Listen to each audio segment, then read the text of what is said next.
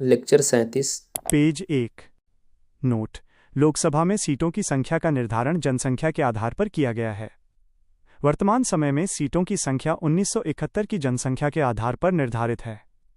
जैसे यूपी में 80, बिहार 40, महाराष्ट्र 48, मध्य प्रदेश 48, पश्चिम बंगाल 42, तमिलनाडु 39, दिल्ली एनसीटी 7, जम्मू कश्मीर 5, दमन और दीव दादरा एवं नगर हवेली 2, चंडीगढ़ 1, लद्दाख 1, अंडमान निकोबार 1, लक्षद्वीप 1, पुदुचेरी 1।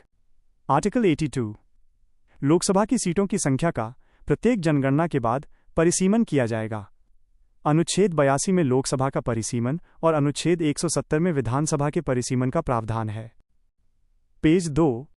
भारत में 4 बार परिसीमन आयोग का गठन हुआ है। डायग्राम का विवरण: इस तालिका में जनगणना वर्ष, उससे संबंधित परिसीमन अधिनियम और गठित परिसीमन आयोग के वर्ष का विवरण दिया गया है। जनसंख्या 1951, परिसीमन एक्ट 1952, परिसीमन आयोग 1952। जनसंख्या 1961, परिसीमन एक्ट 1962, परिसीमन आयोग 1963। जनसंख्या 1971, परिसीमन एक्ट 1972, परिसीमन आयोग 1973। जनसंख्या 2001, परिसीमन एक्ट 2002, परिसीमन आयोग 2002। 1971 की जनसंख्या के आधार पर लोकसभा की सीटों की संख्या को 2001 तक के लिए निश्चित कर दिया गया था। 2001 में जनसंख्या की गणना हुई, लेकिन लोकसभा की सीटों की संख्या को नहीं बढ़ाया गया, बल्कि उनके क्षेत्रों का परिसीमन किया गया। 84वें संविधान संशोधन 2001 से लोकसभा की सीटों की संख्या को वर्ष 2026 तक 1971 की जनसंख्या के आधार पर निश्चित कर दिया गया। पेज 3।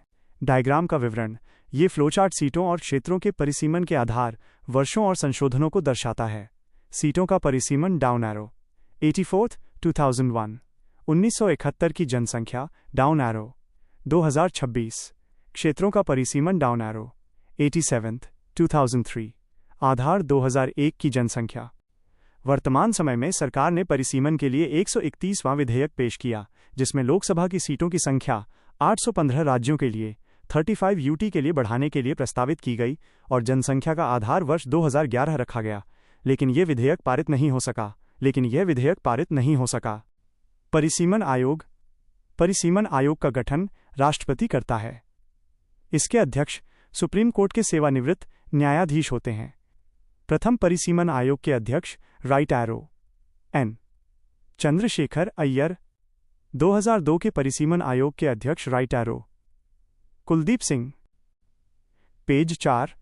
हाल ही में सरकार ने जम्मू कश्मीर में परिसीमन आयोग का गठन किया था, 2020, जिसके अध्यक्ष न्यायमूर्ति रंजना प्रसाद देसाई थीं। राज्यसभा: आर्टिकल 80। उच्च सदन: राज्यों का सदन। वरिष्ठ सदन: स्थायी सदन। राज्यसभा में सीटों की अधिकतम संख्या 250 है। 238 जोड़ 12 डाउन एरो। राज्यों और यूटी से डाउन एरो। मनोनीत: वर्तमान सीटें 245।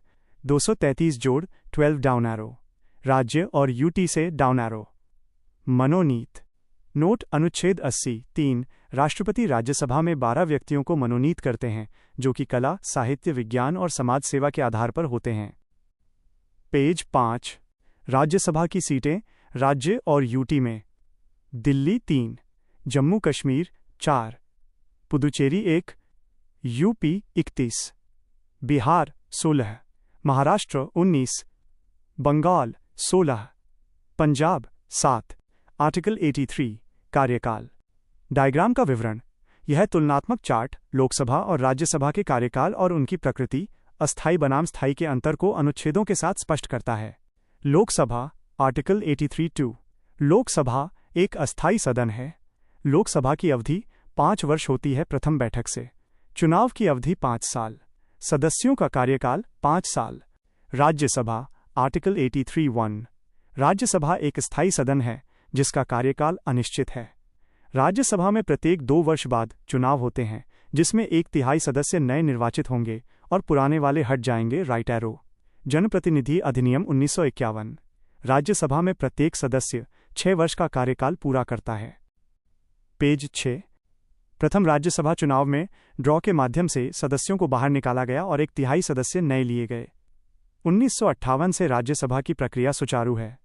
डायग्राम का विवरण। ये तुलनात्मक विवरण राज्यसभा और लोकसभा के प्रथम गठन और प्रथम बैठक की तिथियों को दर्शाता है। राज्यसभा 3 अप्रैल 1952 प्रथम गठन, 13 मई 1952 प्रथम बैठक। लोकसभा 17 अप्रैल 1952 प्रथम गठन, 13 मई 1952 प्रथम बैठक। नोट: लोकसभा के कार्यकाल को आपातकाल में एक बार में 1 वर्ष के लिए बढ़ाया जा सकता है और ऐसे करके इसके कार्यकाल को अनिश्चित काल के लिए बढ़ा सकते हैं, लेकिन आपातकाल के हटने के बाद बढ़ा हुआ कार्यकाल 6 महीने में समाप्त हो जाएगा। जैसे राइट एरो, 5वीं लोकसभा का कार्यकाल को 1-1 वर्ष करके बढ़ाया गया था। 1971, 75, 76, 76। 42वें संविधान संशोधन से लोकसभा का कार्यकाल 6 वर्ष कर दिया गया था, लेकिन 44वें से घटाकर 5 साल कर दिया गया। पेज 7। लोकसभा का चुनाव। लोकसभा का चुनाव प्रत्यक्ष रूप से जनता के द्वारा किया जाता है। चुनाव की प्रणाली को अग्रता ही विजेता, first past the post system कहते हैं, जिसमें जिस उम्मीदवार को ज्यादा मत मिलता है उसे विजेता घोषित कर दिया जाता है।